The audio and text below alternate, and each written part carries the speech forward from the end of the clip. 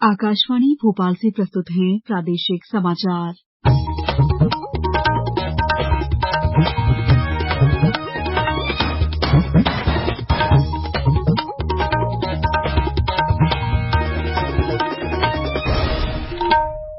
नमस्कार, समाचारों के साथ मैं दीपा सिंह। सबसे पहले मुख्य समाचार। प्रधानमंत्री नरेंद्र मोदी ने सरकारी विभागों और संगठनों में नवनियुक्त 71,000 कर्मचारियों को नियुक्ति पत्र सौंपे। भोपाल में केंद्रीय कृषि और किसान कल्याण मंत्री नरेंद्र सिंह तोमर ने रोजगार दिवस पर युवाओं को किया संबोधित। प्रदेश के 6 जिलों के 19 नगरीय निकायों में 65% से अधिक हुआ मतदान और पीएम स्वनिधि योजना पर अमल में मध्यप्रदेश देश में प्रथम स्थान पर। अब समाचार विस्तार से। प्रधानमंत्री नरेंद्र मोदी ने आज वीडियो कॉन्फ्रेंस के माध्यम से सरकारी विभागों और संगठनों में नवनियुक्त 71,000 कर्मचारियों को नियुक्ति पत्र सौंपे। इस मौके पर प्रधानमंत्री ने कहा कि रोजगार मेला देश के युवाओं के सशक्तिकरण के लिए सरकार का प्रयास है। 2023 की शुरुआत उज्जवल भविष्य की नई उम्मीदों के साथ हुई। ये उन 71,000 परिवारों के लिए खुशियों की नई सौगात लेकर आया है, जिनके सदस्य को सरकारी सेवा करने का अवसर मिला है। मैं सभी युवाओं और उनके परिवारों को बहुत बहुत बधाई देता हूं। आज का ये आयोजन सिर्फ सफल उम्मीदवारों में ही नहीं, बल्कि करोड़ों परिवारों में आशा की नई किरण का संचार करेगा। प्रधानमंत्री ने बताया कि सरकार गांवों में भारत नेट के माध्यम से ब्रॉडबैंड सेवाएं उपलब्ध कराने का कार्य कर रही है। श्री मोदी ने कहा कि स्टार्टअप्स की सफलता से वैश्विक स्तर पर देश के युवाओं की खास पहचान बन रही है। प्रधानमंत्री ने कहा कि सरकार भर्ती प्रक्रिया को पारदर्शी और समयबद्ध करने की दिशा में कार्य कर रही है। उन्होंने नवनियुक्त कर्मियों से कहा है कि वे नागरिक सेवा के मंत्र के साथ अपना कार्य पूरा करें। भोपाल में केंद्रीय कृषि और किसान कल्याण मंत्री नरेंद्र सिंह तोमर के आतिथ्य में रोजगार मेला हुआ।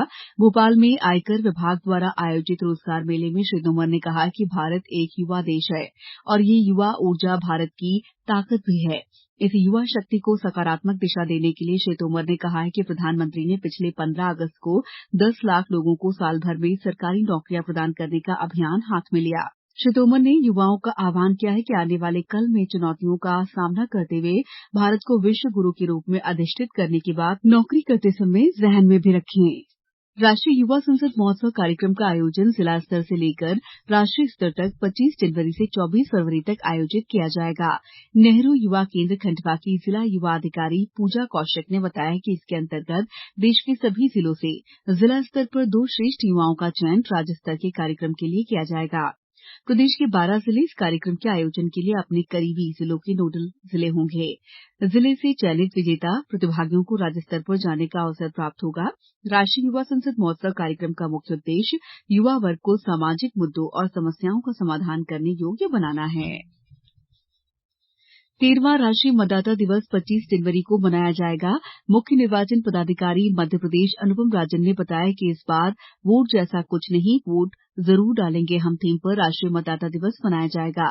राष्ट्रीय मतदाता दिवस पर भारत निर्वाचन आयोग द्वारा मैं भारत हूँ गीत का भी शुभारंभ किया जाएगा। राज्यपाल मंगूभाई पटेल के मुख्य आतिथ्य में राष्ट्रीय मतदाता दिवस का राज्य स्तरीय कार्यक्रम Kushabhau Thackeray international convention centre Bhopal में होगा। साथ ही प्रदेश के सभी जिलों में भी कार्यक्रम किए जाएंगे। कार्यक्रम के दौरान मतदाताओं को शपथ दिलाई जाएगी।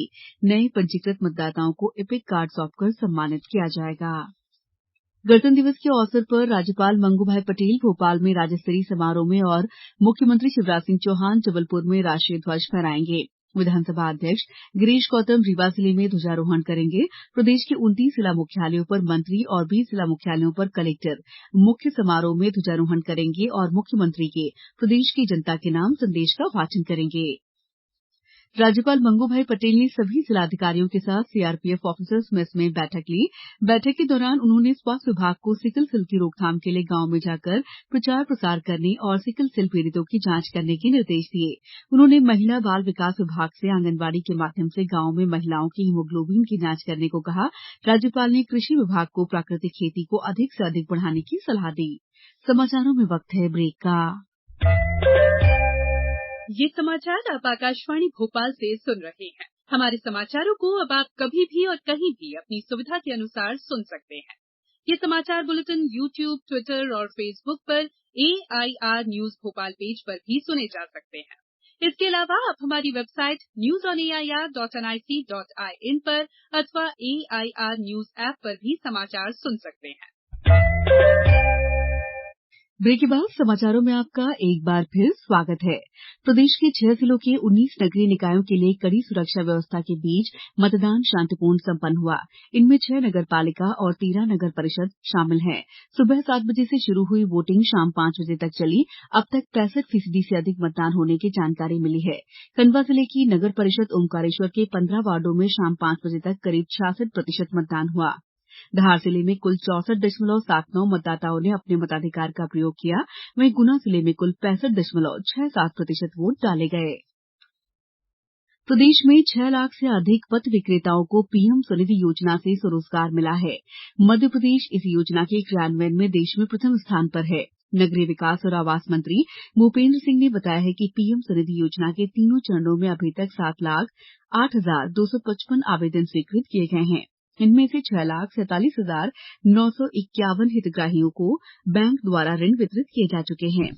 योजना में 3 चरणों में क्रमशः 10,000 रुपए, 20,000 रुपए और 50,000 रुपए की ब्याज मुक्त कार्यशील ऋण पूंजी दी जा रही है। प्रदेश के पथ विक्रेताओं के मध्य डिजिटल लेन देन को बढ़ावा देने के लिए सरकार द्वारा लगभग 3 करोड़ 50 लाख रुपए का कैशबैक भी दिया गया है।